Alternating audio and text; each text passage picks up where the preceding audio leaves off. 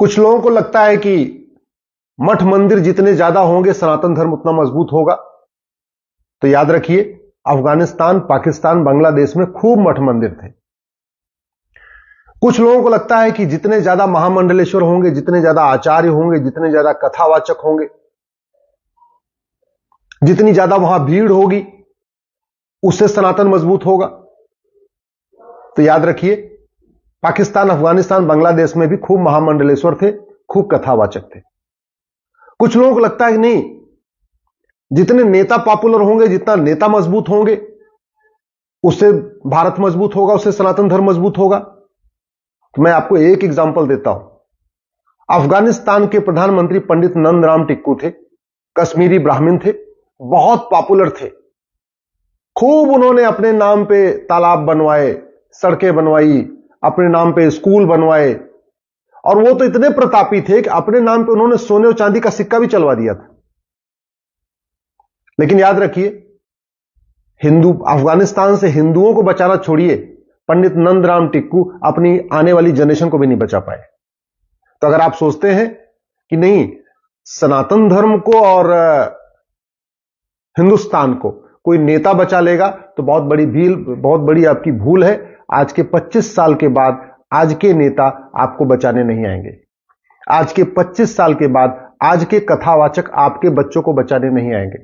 आज के 25 साल बाद आज के एनजीओ आपके बच्चों को बचाने नहीं आएंगे।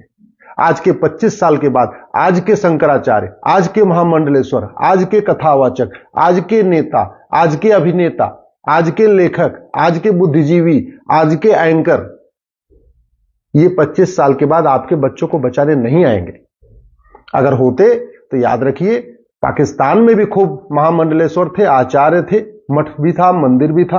अफगानिस्तान में भी खूब मठ मंदिर था, खूब कथावाचक भी थे, खूब लेखक भी थे, खूब बुद्धिजीवी भी थे। बांग्लादेश में भी खूब लेखक थे, बुद्धिजीवी भी थे, कलाकार भी थे, नेता भी थे, अभिनेता थे। वास्तव में सठे साठम समाचरे सिद्धांत को अपनाना होगा। और चूंकि भारत में कानून का राज है, भारत में किसी नेता का राज नहीं है, भारत में किसी पॉलिटिकल पार्टी का राज नहीं है, इसलिए जब कानून का राज है तो कानून ही अच्छा बनाना पड़ेगा। कानून घटिया है, इसलिए नूह में, जो हरियाणा में पड़ता है, वहां पे डबल इंजन की सरकार है, ट्रिपल इंजन की सरकार है, उसके बाद भी दंगा होता है। कानून घटिया है, कानून कठोर है, विदेशी फंडिंग हो रही है, काला धन है, हवाला है।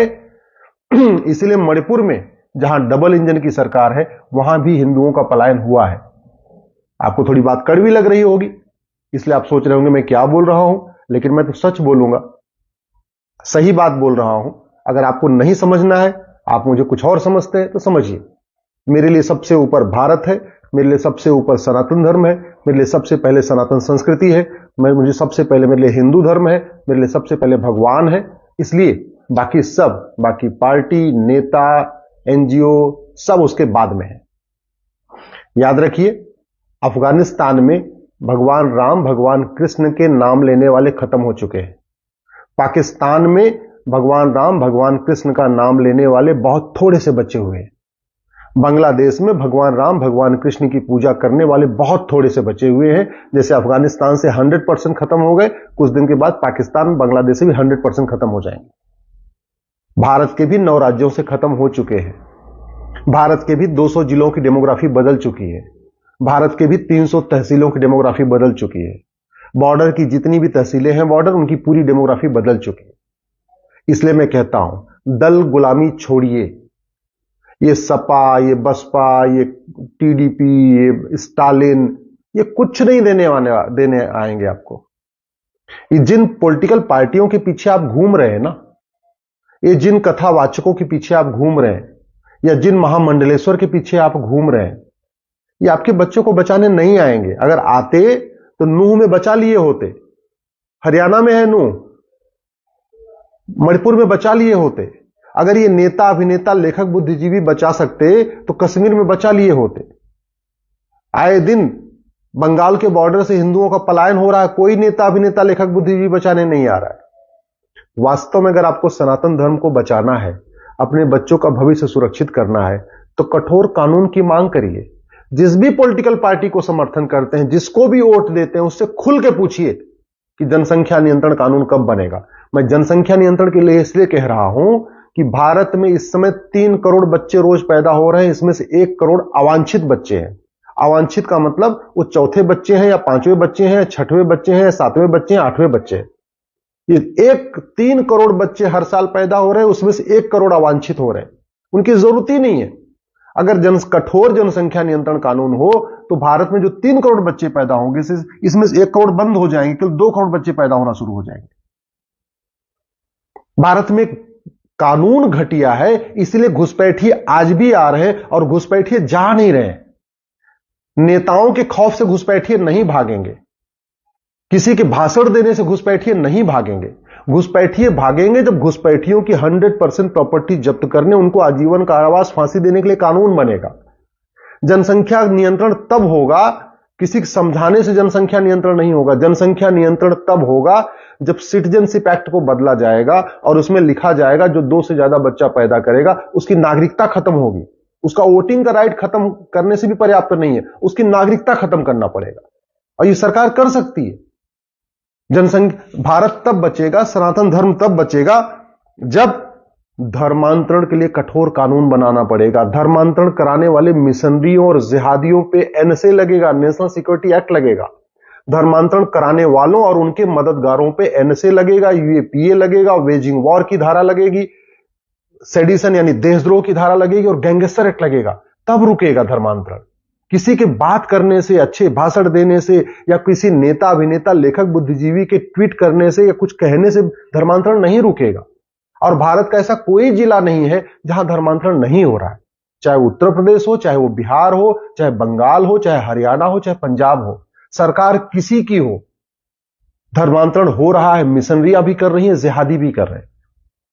इसलिए आप सोचते हैं सरकार बदलने से, मुख्यमंत्री बदलने से, पार्टी बदलने से न धर्मांतरण रुक जाएगा, जनसंख्या विस्फोट रुक जाएगा, घुसपैठ रुक जाएगी, तो आपकी बहुत बड़ी भूल है। वास्तव में अगर आप चाहते हैं सनातन धर्म मजबूत हो, तो जो सबसे बड़ा विदेशी फंडिंग आ रही है, हवाला के जरिए आ रही है, एफसीआरए के जरिए आ रही है, एफसीआरए कानून को खत्म करना पड़ेगा। कांग्रेस ने कानून बनाया था एफसीआरए केवल विदेशी फंडिंग कराने के लिए, देश गद्दारों को, मक्कारों को, देशद्रोहियों को। और जब तक वो कानून खत्म नहीं होगा, विदेशी फंडिंग नहीं रुकेगी। हाँ, विदेशी फंडिंग तब रुकेगी जब हवाला के जरिए जो कारोबार करते हैं, इनको आजीवन कारावास, फांसी देने का कानून बनेगा, तब हवाला रुकेगा। जब हवाला रुकेगा, विदेशी फंडिंग रुकेगी, तब माओवाद, नक्सलवाद खत्म होगा, तब अलगाववाद खत्म होगा, तब मिशनरियों की कमर टूटेगी, तब जिहादियों की कमर टूटेगी। बहुत बड़ी मात्रा में फंडिंग आ रही है मिशनरियों को, जिहादियों को खाड़ी देशों से आती है, मिशनरियों को अमेरिका, यूरोप से आती है। किसी को एफसीआरए के जरिए आ रही है, बैंक में आ रहा है, और किसी को हवाला के जरिए आ रहा है, कैश में आ रहा है। अगर वास्तव में आप चाहते हैं कि भारत में सनातन धर्म मजबूत हो, सनातन संस्कृति मजबूत हो, तो आपको पर्सनल लॉ खत्म करने के लिए आवाज उठाना पड़ेगा। जितने भी अंग्रेजी कानून है, चाहे वो 1872 का क्रिश्चियन मैरिज एक्ट है, 1936 का पारसी मैरिज एक्ट है, या 1937 का शरीयत एक्ट है, इन कानूनों को खत्म करके एक नया यूनिफॉर्म सिविल कोड लागू करना पड़ेगा, कॉमन सिविल कोड लागू करना पड़ेगा। और सबसे बड़ी बात ये, आप चाहते हैं अगर भारत बचा रहे, भारत की संस्कृति आगे और मजबूत हो, तो जो नफरत सिखाने वाले स्कूल है उनको बंद करना पड़ेगा। आपको भी पता है मदरसों में क्या सिखाया जाता है और मिशनरी स्कूलों में क्या सिखाया जाता है। ये मदरसे और मिशनरी स्कूल भारत संस्कृति को मजबूत नहीं कर रहे हैं। जब नहीं कर रहे हैं तो इनको फिर इजाजत क्यों मिली हुई है इनको भारत में? अगर वास्तव में चाहते हैं तो भारत में समान शिक्षा लागू करना पड़ेगा। 10वीं तक 1 nation 1 education board, 1 nation 1 syllabus, 1 nation 1 curriculum, ऐसे बहुत सारे और काम करने पड़ेंगे। लेकिन मैं फिर से रिपीट कर रहा हूं, न कोई नेता, न कोई अभिनेता, न कोई लेखक, न कोई बुद्धिजीवी, न कोई पत्रकार, न कोई कलमकार सनातन धर्म को मजबूत कर सकता है। न कोई महामंडलेश्वर, श्री श्री 108, श्री श्री 1008, या कोई सदगुरु या कोई योगाचार्य, ये नहीं कर सकते भैया। डेमोग्राफी तेजी के साथ बदल रही है, उसका मूल कारण है करप्शन, पॉपुलेशन एक्सप्लोजन, इनफिल्ट्रेशन। ये तभी रुकेगा जब कानून बनेगा। मेरी बात ठीक लगे इस वीडियो को शेयर कर दीजिएगा, नहीं तो भगवान की इच्छा, जो होगा देखा जाएगा।